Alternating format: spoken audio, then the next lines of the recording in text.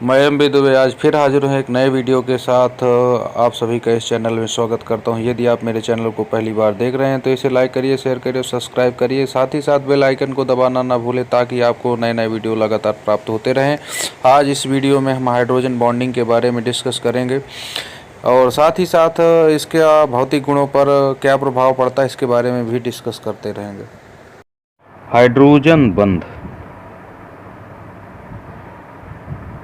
Hydrogen बंध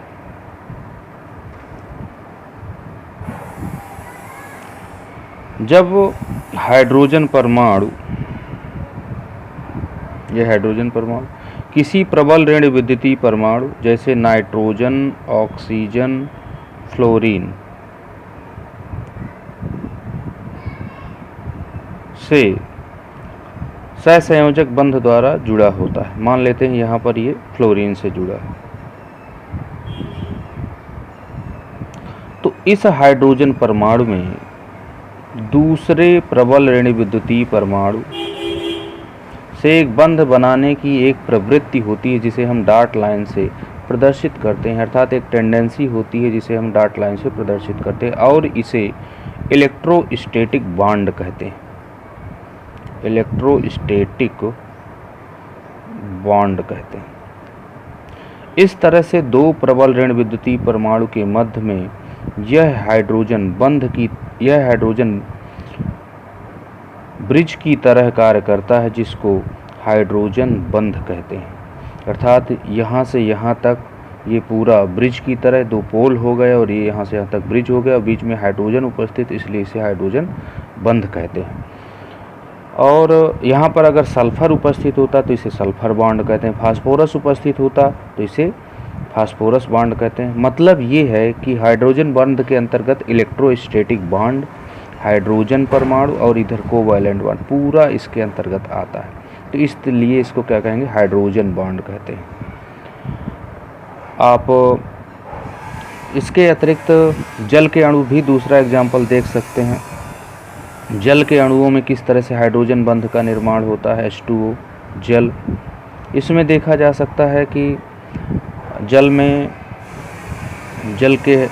hydrogen परमाणु इस ढंग से व्यवस्थित होते हैं जिनके बीच में हाइड्रोजन बॉन्ड का फॉर्मेशन होता है जी। तो ये यहाँ से यहाँ तक पूरा क्या कहलाएगा, हाइड्रोजन बॉन्ड कहलाएगा। बर्फ के अणुओं में देखा जाए, बर्फ के अणुओं में देखने को मिलता है बर्फ H2O। इसमें देखा जाता है कि हाइड्रोजन बॉन्ड का जो फॉर्मेशन होता है उसमें उनके बीच में हाइड्रोजन बॉन्ड इस तरह से बनता है कि उनके बीच में एक कैविटी का फॉर्मेशन हो जाता है, एक गुहा बन जाती है, ये बीच में कैविटी का फॉर्मेशन हो जाता है। इस कैविटी के फॉर्मेशन में, जबकि जल के अणुओं में इस तरह से कोई कैविटी का निर्माण नहीं होता है, इसी वजह से बर्फ का जो घनत्व होता है वह कम हो जाता है अपेक्षाकृत जल के अणुओं में, इसीलिए यह तैरता रहता है। इस तरह से हाइड्रोजन बंध को देखें। हाइड्रोजन बंध जो होता है दो प्रकार का होता है, इंटरमॉलिक्यूलर होता है, इंटरमॉलिक्यूलर हाइड्रोजन बॉन्ड, दूसरा होता है intramolecular, intramolecular hydrogen bond, hydrogen bond.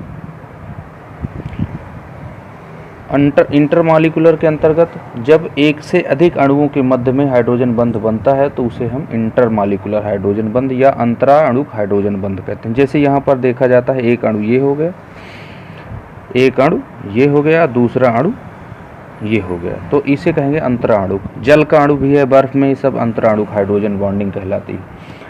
जबकि इंट्रामॉलिक्यूलर या अंतःअणुक हाइड्रोजन बंध में एक ही अणु के अंदर जब हाइड्रोजन बंध बनता है तो उसे इंट्रामॉलिक्यूलर हाइड्रोजन बंध कहते हैं। जैसे आर्थो नाइट्रो फिनॉल, इसमें देखा जाए आर्थो नाइट्रो फिनॉल में तो ये बेंजीन रिंग हो गई, इसमें से ये फिनॉल हो गया और इसके आर्थो पोजीशन पर नाइट्रो ग्रुप जुड़ा हुआ है ये, और ये यहाँ से यहाँ तक हाइड्रोजन, यहाँ से यहाँ तक इलेक्ट्रोस्टैटिक बॉन्ड बना रहा और ये यहाँ से यहाँ तक पूरा इतना ये मिला करके पूरा हाइड्रोजन बॉन्ड कहलाएगा। इसके अतिरिक्त दूसरा एग्जाम्पल आप देख सकते हो। दूसरा एग्जाम्पल में आसानी से आप आर्थोफ्लोरोफिनॉल, इसमें आप देखिए इसके ये हो गया बेंजीन रिंग, ये हो गया फिनॉल। इसके आर्थो पोजीशन पर फ्लोरीन जुड़ा हुआ है जो कि इलेक्ट्रोस्टैटिक बॉन्ड बनाएगा और यहाँ से यहाँ तक पूरा ये हाइड्रोजन बॉन्ड बनेगा। इस तरह से एक ही अणु के अंदर हाइड्रोजन बंध बन रहा है, इसलिए इसे कहेंगे इंट्रामॉलिक्यूलर अर्थात अंतः अणुक हाइड्रोजन बंध कहेंगे, अंतः अणुक हाइड्रोजन बंध कहेंगे। अब देखा जाता है कि इंटरमॉलिक्यूलर हाइड्रोजन बॉन्डिंग का यौगिकों के भौतिक गुणों पर क्या प्रभाव पड़ता है। जिनमें से भौतिक गुण होते हैं फिजिकल स्टेट।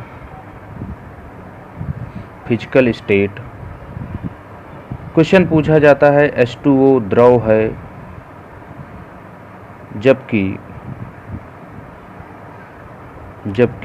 H2S गैस क्यों, क्वेश्चन पूछा जाता है।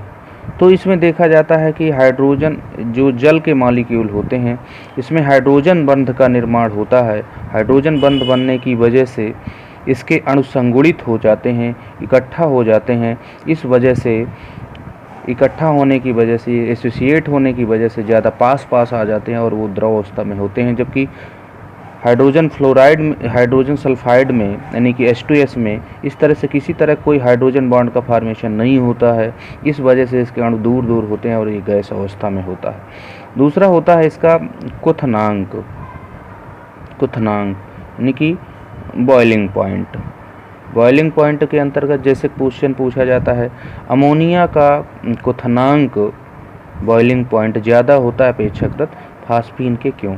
इसमें आप आंसर दे सकते हैं कि अमोनिया जो है यह हाइड्रोजन बॉन्ड का फॉर्मेशन करती है, हाइड्रोजन बंध बनाती है। जितने भी हाइड्रोजन परमाणु हैं इसके सब हाइड्रोजन बॉन्ड का फॉर्मेशन करते हैं अपने अपने दूसरे अणुओं के साथ। इस वजह से हाइड्रोजन बॉन्डिंग होने की वजह से इस बंध को तोड़ने के लिए अतिरिक्त ऊर्जा की आवश्यकता होती है, इसलिए इसका क्वथनांक अधिक हो जाता है। जबकि फास्फीन में हाइड्रोजन बंध का निर्माण नहीं होता है, इस वजह से हाइड्रोजन बंध को तोड़ने के लिए ऊर्जा की ज़्यादा आवश्यकता नहीं होती है और इसका क्वथनांक कम हो जाता है। इसके अतिरिक्त इसका जो तीसरी फिजिकल प्रॉपर्टी है देख सकते हैं आप, जैसे विलेयता की बात करें, सॉल्युबिलिटी, विलेयता, किसी भी पदार्थ जो जल में या किसी भी ध्रुवीय विलायक में विलेय होता है इस बात पर निर्भर करता है कि वह यदि हाइड्रोजन बंध का निर्माण उसके साथ करता है तो वह विलेय होता है और अन्यथा वह अविलेय होता है। जैसे देखा जाता है एथेनॉल जो होता है, एथेनॉल जल में विलेय है जबकि एथेनॉल जल में विलेय है, जबकि डाईमेथिल ईथर जो होता है यह जल में अल्प विलेय होता है। वजह यह होती है कि एथेनॉल का हाइड्रोजन परमाणु जल के साथ हाइड्रोजन बॉन्ड का निर्माण करता है, इसलिए जल में विलेय होता है। जबकि डाईमेथिल ईथर जो होता है इसमें ऑक्सीजन तो उपस्थित होता है लेकिन हाइड्रोजन इसके साथ डायरेक्टली जुड़ा नहीं होता है। इस वजह से यहाँ पर ये ऑक्सीजन कार्बन से जुड़ा है ना कि हाइड्रोजन से। इस वजह डायरेक्टली न जुड़े होने के कारण हाइड्रोजन बॉन्ड का निर्माण आसानी से नहीं करता, लेकिन जल के अणु इसके साथ कुछ हद तक हाइड्रोजन बॉन्ड का निर्माण करते हैं। इस वजह से ये देखा जाता है कि ये आंशिक रूप से जल में विलेय होता है। इस तरह से ये हाइड्रोजन बंध बनाने की वजह से जल में विलेय होता है एथेनॉल, जबकि ये अल्प विलेय होता है क्योंकि जल के अणु ही केवल इसके साथ हाइड्रोजन बॉन्ड का आंशिक रूप से निर्माण करते हैं। इसके अतिरिक्त क्वेश्चन पूछा जाता है विस्कोसिटी यानी कि श्यानता से मतलब होता है गाढ़ापन। इसमें देख सकते हैं क्वेश्चन पूछा जाता है जो ग्लिसरीन होती है ये ग्लिसरीन ज़्यादा गाढ़ा होता है जबकि जो एथेनॉल होता है वह कम गाढ़ा होता है। वजह ये होती है एथेनॉल, आप देख सकते हैं ये एथेनॉल कम गाढ़ा होता है।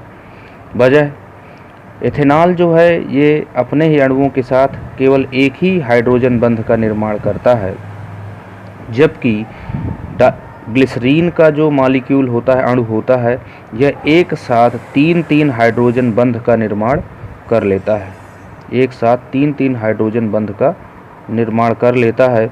इस वजह से यह ज़्यादा गाढ़ा होता है, अर्थात इसके अणु ज़्यादा पास होते हैं, नज़दीक होते हैं, इसलिए यह ज़्यादा गाढ़ा हो जाता है, जबकि इसमें एक हाइड्रोजन बनने की वजह से ये दूर होता है। इस तरह से आप फिजिकल प्रॉपर्टी पर क्या प्रभाव पड़ रहा है, यहाँ पर जो फिजिकल प्रॉपर्टी पर प्रभाव बताया गया वो इंटरमॉलिक्यूलर का है, अर्थात अंतरा अणुक हाइड्रोजन बंध का भौतिक गुणों पर क्या प्रभाव पड़ रहा है इसके बारे में बताया गया है। जबकि इंट्रामॉलिक्यूलर अर्थात अंतः अणुक हाइड्रोजन बंध का इसका जस्ट अपोजिट प्रभाव पड़ता है।